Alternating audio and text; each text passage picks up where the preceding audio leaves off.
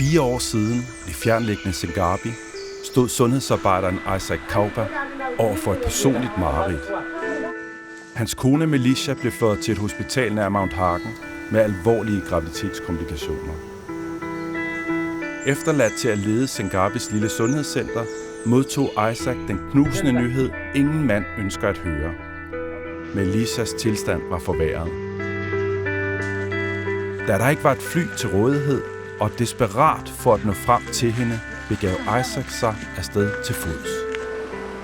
Men en oversvømmet flod blokerede hans vej, og hans rejse forblev ufuldendt. Hvordan får man hjælp, når man lever i isolation? For at forstå vanskeligheden besluttede 2 MAF-piloter, Jan og Timon, at flyve de 22 minutter fra Mount Hagen til Sengapi for at møde det samme barske terræn og de ubønhørlige hindringer, Issac stod overfor for 4 år siden. Sammen med Issac og andre lokale fra Sengapi begiver de sig ud på, hvad der er tænkt som en 2-dages vandretur tilbage til Mount Hagen. If no one comes to pick you up with an aircraft, you're just stuck. You're isolated.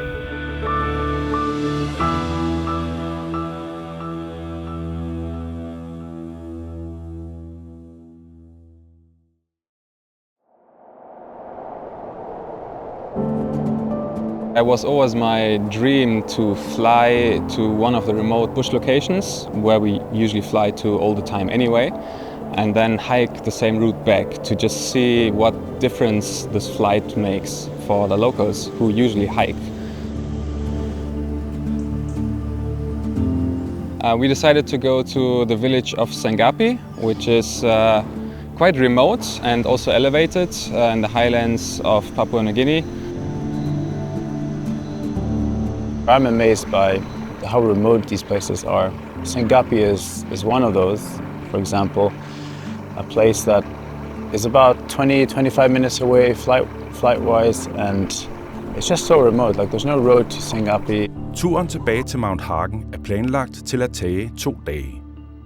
Den første dag vandrer holdet over en nærliggende højderyg ned til Jimmy-dalen. På den anden dag krydser de Jimmy-floden, hvor en bil vil vente for at køre dem den 4 timer lange tur tilbage til Mount Hagen. Men først bliver de budt velkommen af deres værter i Sengapi. Issac and Melisha are quite amazing people to us. They were extremely friendly, very welcoming. They are also a big help for the community. They are running the medical station in Sengapi, and they are also responsible for calling MAF in case a medevac is needed.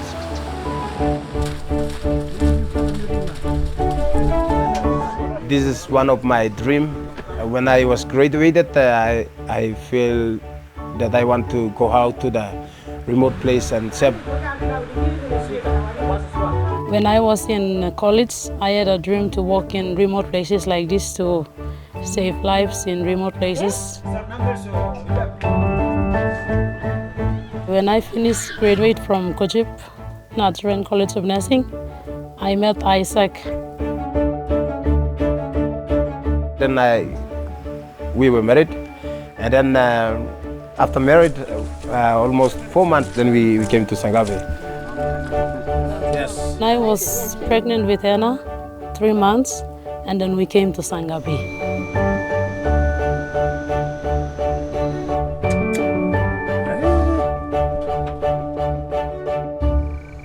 Den fredag eftermiddag i Sengapi sluttede Jan og Timon sig til Issac og Melisha ved bålet, hvor parret delte deres historie med dem. 2021, I was pregnant and 7 months. So I have severe preeclampsia, high blood pressure, which we cannot help here. So she started to develop some edema on the leg, and then she also got edema around the face, swelling around the face and leg. So I remember it very well. I received a message from Issac, and it said, Melissa is pregnant, and she's developing some symptoms that are really concerning. And she wasn't quite yet due to have her baby. We made the decision that Melissa needed to be brought to Kujip to be stabilized to look after her and the unborn baby inside of her. She was able to get an MAF flight. Director said that I will stay back and take care of the facility, and then she can come out. We were just married, and then there's a first kid. We have the first baby, so in that time of that complication, I supposed to go with my wife. I feel scared. Issac will not come with me, so I'm going to miss him. Why not they send him with me?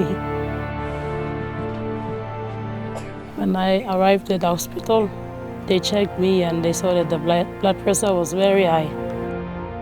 Over the next 2 to 3 days, it became apparent that we would need to deliver her baby prematurely. I notified Issac. I was struggling to go out because there was no plane there. So I decided to walk. He was willing to just walk to Kujip if he could. I planned to walk, but I didn't make it. The rivers were flooded. It was too much of a challenge for him to actually get here. I was scared. I thought I would lose her, but Issac never lose hope.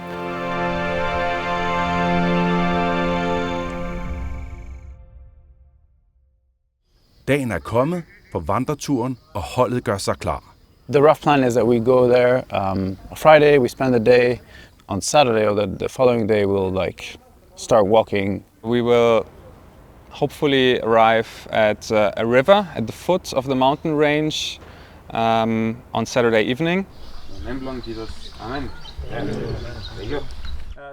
For Jan og Timon vil vandreturen hjælpe dem med at forstå den barske virkelighed, som mange Papua Ny Guineanere står overfor hver dag.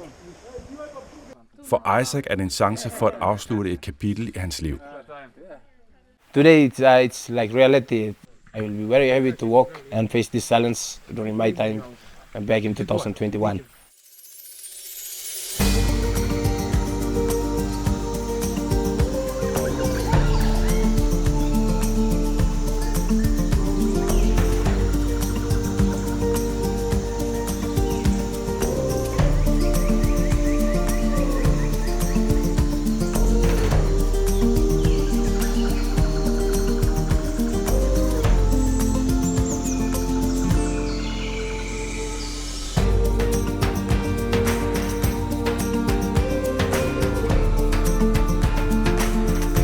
Initially, the tracks were quite good, I would say.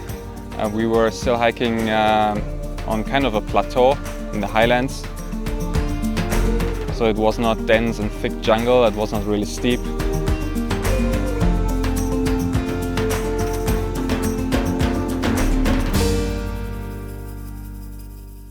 After a few hours, we started hiking up the first ridge, which was quite steep.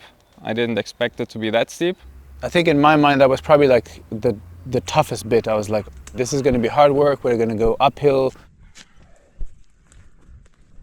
I was surprised how many leeches there were around. The leeches, I have no idea what they were doing in the jungle, but they were there and they were starting to get onto our legs and man, it was crazy. So we could not really stop or take breaks or sit down at all. I constantly tried to snip the leeches away from my feet. I think we were kind of all thinking, oh, what have we gotten ourselves into?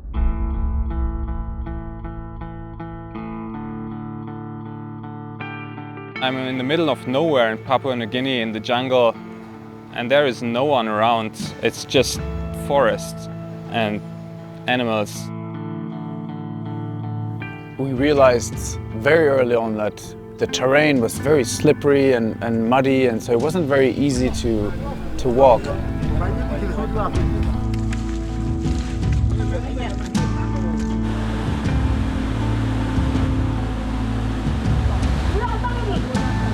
It's already 5:07, so we're a bit concerned that we're going to be walking in the dark for a bit or camping out here.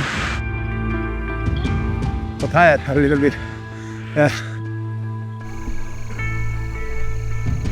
And then night falls, and we're like grabbing our torches, walking in the jungle, lighting up one step after the next. And it kind of got to a point where we're like, we're not going to make it. We totally ran out of energy, and we then had to make a decision. We have to overnight in the bush. And as much as we didn't really like this idea, it was just like, we were done.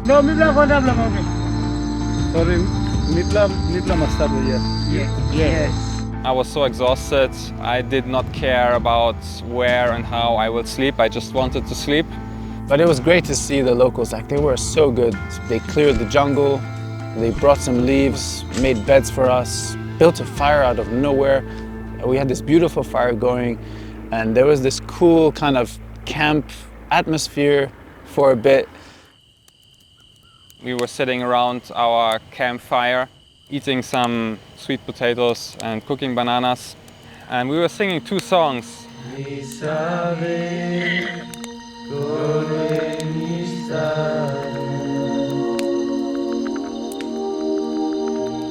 And I realized at that point that was all I needed to hear. One song was God emi stap, which means God is here. And it was quite emotional. I'm in the dark, surrounded by a lot of jungle. We are hours away from anywhere. But God was there as well. And realizing that God is everywhere, singing that song, that meant quite a lot to me. The other song means God is enough to me. And in that moment, everything was enough for me, even a jungle bed. I realized God is actually enough. I don't need anything else. And that was a good realization, I would say.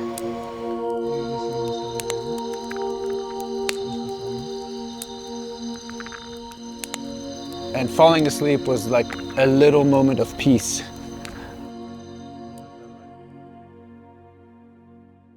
Which then got interrupted by heavy rain.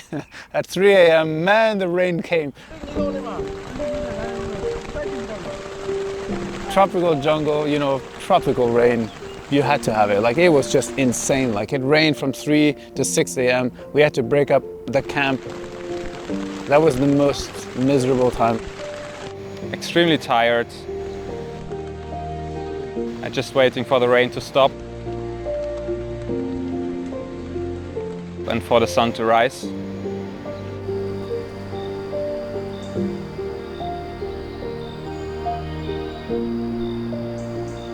And then it was like, all right, now we finished the hike.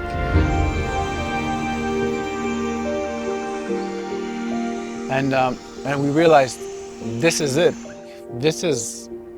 We're very close to like finishing our journey. MAF pilots, dogs, and PNG people are never tired. And then we get to the river.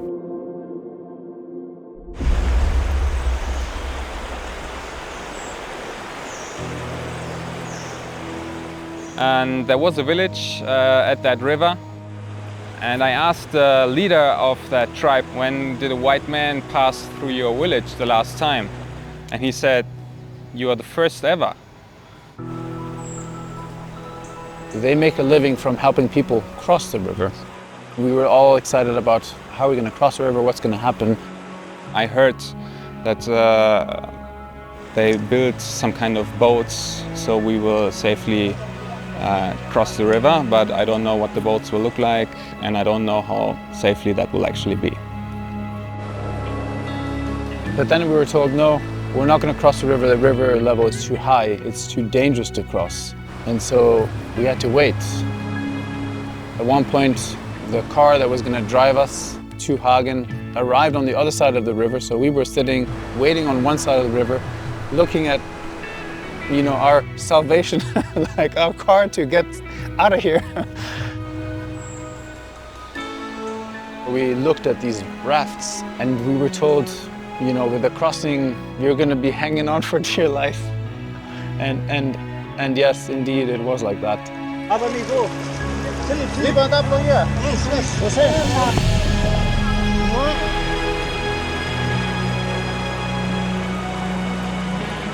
Today it's like reality. And I can see how the people here, they walk. I want to feel the way they feel and face this challenge during my time back in 2021. Right around the corner where the operating rooms are, that's where we took care of Melissa some years ago. The doctor, they called me. The baby is not facing towards down. They want me to come out. It was first time for me to walk that way, but I didn't make it.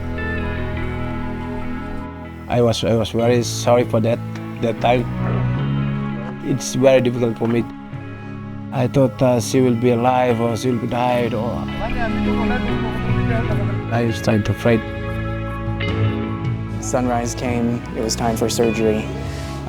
We prayed with Melissa, we took her to the operating theater.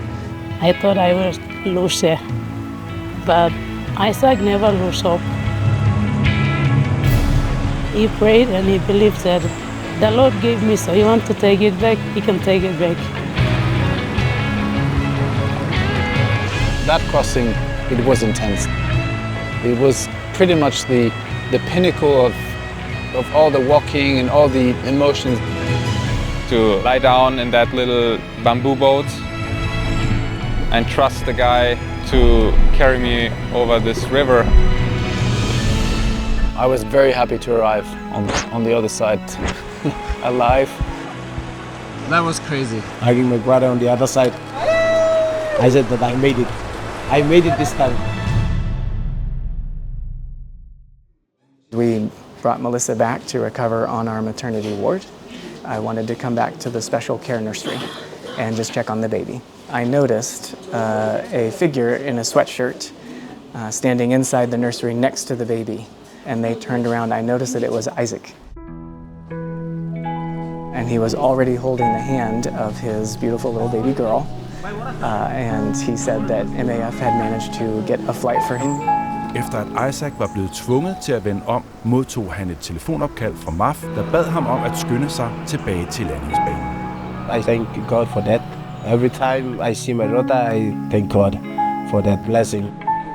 She's supposed to die or she's supposed to face some complication, but she made it through. She is a miracle. We thought that she will not make it, but the Lord was held there and she made it through. So that's why I said she is a miracle.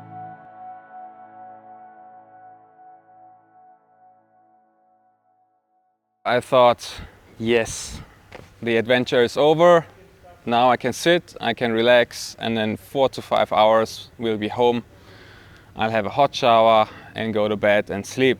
The driver said he needs to go quickly because there is a section that's really bad that we need to cross before the sun sets. I realized why the locals call the Toyota Land Cruiser Toyota Land Crusher. There's no seatbelts in the back. We're driving, hitting these puddles, sliding around, and we're like holding on for dear life in the back thinking, oh man, it's not over yet. This is gonna be a rough ride, and it was a rough ride. I felt motion sickness, so like I was just surviving.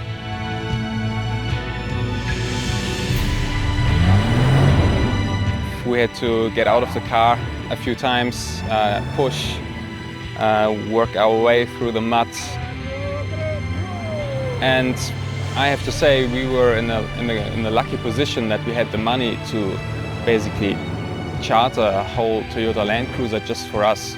So for the people who want to hike from Sengapi to Hagen, they would have to take another, 1 to 2 days.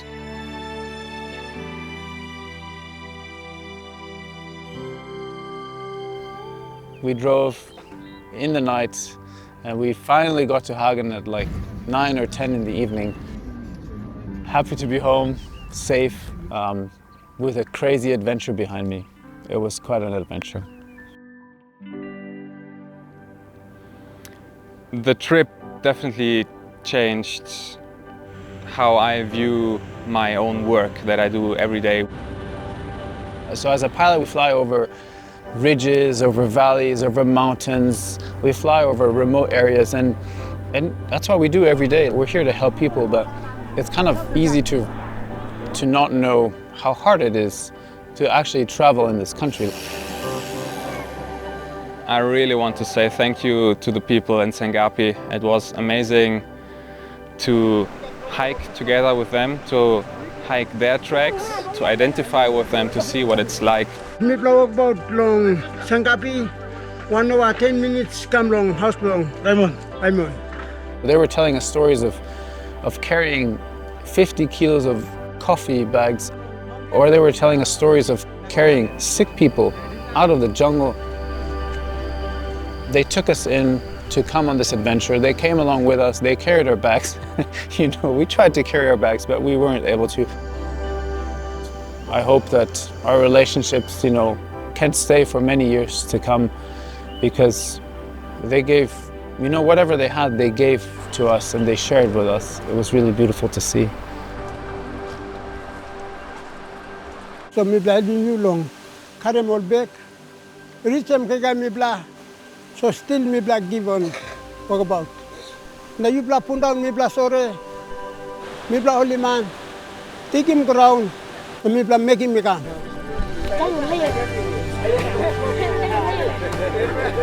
The people of Sengapi, like, their hearts are huge.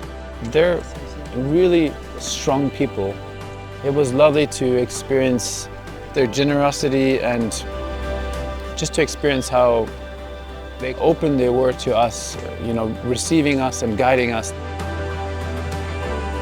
If there was no mere flame, I should carry my wife. During the journey, I see that it's not easy. The road is too hard, the mountain is too high, the river is not easy for us to cross it.